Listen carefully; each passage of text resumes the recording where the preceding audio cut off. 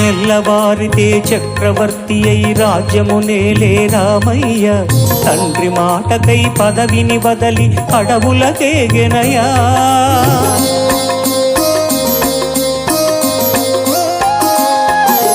మహిళ జనులను కావగ వచ్చిన మహావిష్ణు అవతారమయ.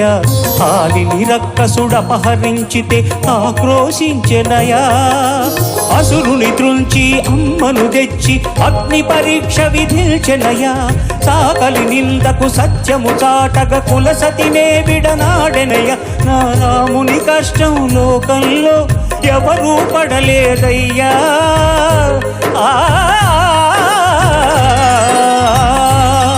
నా రాముని కష్టం లోకంలో ఎవరూ పడలేదయ్యా. సత్యం ధర్మం త్యాగంలో అతనికి సరిలేరయ్యా. కరుణా